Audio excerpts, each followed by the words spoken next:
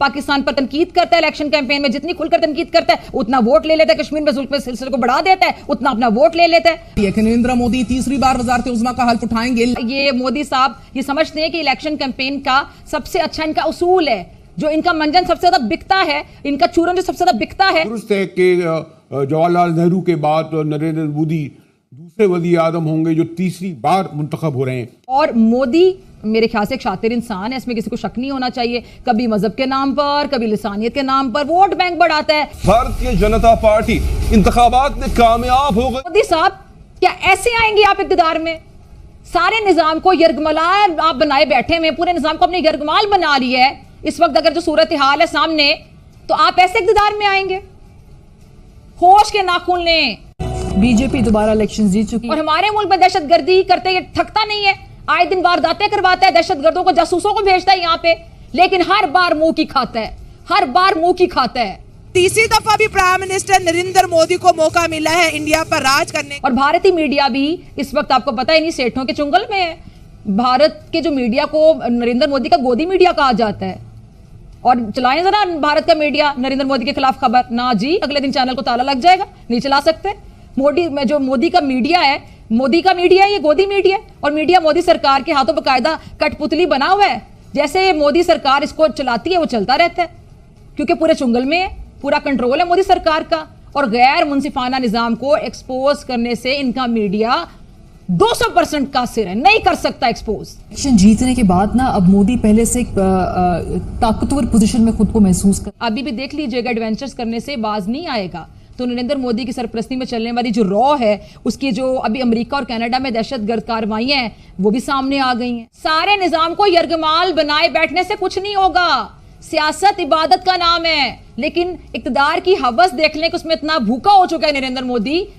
Pakistan bashing बुनियादी तौर पर मोदी ने चलाया और खूब चला। 2 टर्म्स में उन्होंने उसमें अपने फायदे भी हासिल किए। कोई ऐसा एक इक़दाम बता दें जिसमें नरेंद्र मोदी की मुनाफकत अया ना हुई हो, जिसमें इसका तासुब अया ना हुआ हो। जो बोलता है उसको दबा देता है। नरेंद्र मोदी की जो जीत है वो खित्ते के लिए क्या लेकर आई? नरेंद्र मोदी सुन रहे हो? यकीनन वहां की आवाम को, वहां की जनता को भी सोचना होगा। एंटी पाकिस्तान और पाकिस्तान को कभी एपी सेंटर कहना, कभी कुछ कहना, इसको भी भारतीय अवाम ने बड़ी हद तक रिजेक्ट किया है। मुकेश अंबानी आपने नाम सुना होगा, गौतम अडानी और इसके अलावा सज्जन जिंदाल जैसे जो बिजनेस टाइकून्स हैं, उनको कारोबारी मरात और नाकाबिले हद तक आप कह लें कि टैक्स जो छूट है इसकी वाज़ेह मिसाल है। इलाकाई बालादस्ती और दीगर ममालिक के खिलाफ नफरत आमेज propaganda, fake narrative, false flag operation और दहशतगर्दी की पुष्ट पनाही है। मैं तवक्को करता हूं कि उसमें भी एक खुशाइन तब्दीली आएगी, ताकि ये खित्ता तरक्की और खुशहाली और इस्तेहकाम की मंजिलें तय कर सके, जिसके नतीजे में भारतीय अक्सरियत भी जो है वो तरक्की और खुशहाली का सफर करे। जय हिंद दोस्तों, द इंडियन न्यूज में आपका स्वागत है। कंगाल पाकिस्तान में इस समय भारत की ही चर्चा है। पीएम मोदी को तीसरी बार प्रधानमंत्री बनते देख पाक एंकर फिजा खान को मिर्ची लगी है।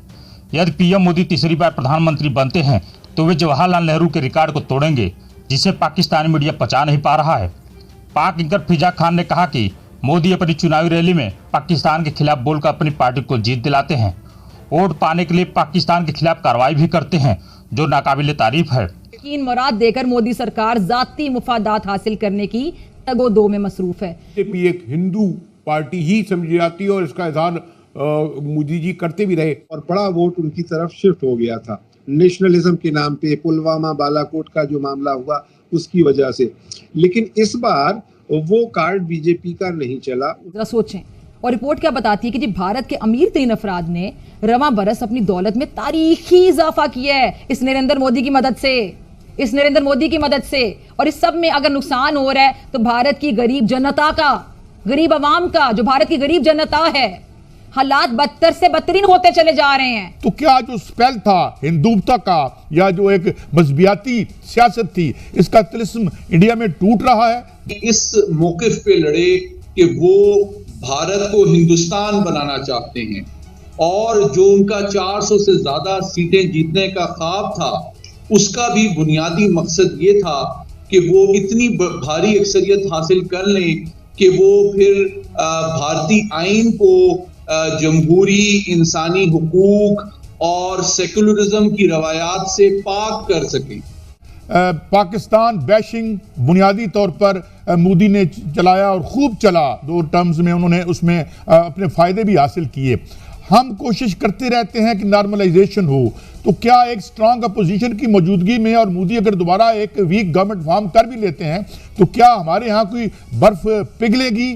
अपोजिशन इतना रसूख इस्तेमाल कर सकेगी कि कम से कम ये टेंशन्स कम हो रीजन? इसका असर जो है मुस्बत अंदाज में भारत की खारजा और दिफाई पॉलिसी पे भी पड़ेगा, जो कि बीजेपी की हमेशा से कोशिश रही है कि पाकिस्तान पे बैशिंग करके या फॉल्स फ्लैग ऑपरेशन के जरिए से या दहशतगर्दी की पुष्टपनाही करके वो खित्ते में अपनी बालादस्ती कायम करे। पाकिस्तान की अगर मैं गलत नहीं हूँ तो 28 रियासतें हैं, फिर मकबूजा कश्मीर समेत 8 मरकज़ी उनके जो तहत मौक़े हैं। तो यूपी जो एक ज़माने में बड़ा वहाँ की जो पार्टी थी, पहले तो खैर कांग्रेस जीतती थी, उस पार्टी के मुकाबले मोदी जी को गालिबन हमेशा बड़ी अक्सरियत 80 नशिस्तों में वहाँ से हासिल होती थी। जी, मोदी जी को सबसे बड़ा अपसेट बीजेपी को जो हुआ है वो यूपी में हुआ है, जहाँ से 80 नशिस्तें आती हैं और जहाँ वो पिछली मर्तबा यानी 2014 में 73 नशिस्तों पे जीते थे और 2019 में वो 62 नशिस्तों पे जीते थे। इस बार वो 40 से भी नीचे चले गए हैं। मैं समझता हूं कि इसके नतीजे में भारत की दाखिली पॉलिसी, खारजा पॉलिसी, दिफाई पॉलिसी पे एक जिम्मेदाराना और मुस्बत असर पड़ेगा और भारत होश के नाखून लेगा। आपको बता दें कि भारत में लोकसभा चुनाव के परिणाम आ गए हैं। बीजेपी सबसे बड़ी पार्टी बनी है। पीएम मोदी लगातार तीसरी बार देश के प्रधानमंत्री बनते दिख रहे हैं। भारत के पड़ोस से लेकर दुनिया के कई देश उन्हें बधाई दे रहे हैं, जिस पर पाकिस्तान का जलना वाजिब है। पाकिस्तान हमेशा से पीएम मोदी को खासा पसंद नहीं करता है। वह हमेशा दुआएं करता रहा है कि चुनाव में मोदी की हार हो और राहुल गांधी सत्ता में आए, लेकिन उसके सपनों पर पानी फिर गया है। पीएम मोदी के नेतृत्व में बीजेपी सबसे बड़ी पार्टी बनी है और एनडीए पूर्ण बहुमत पाने में सफल रही है। इस वीडियो पर क्या है आपकी राय, हमें कमेंट कर जरूर बताएं। चैनल पर नए हैं तो लाइक, सब्सक्राइब और शेयर करना न भूलें।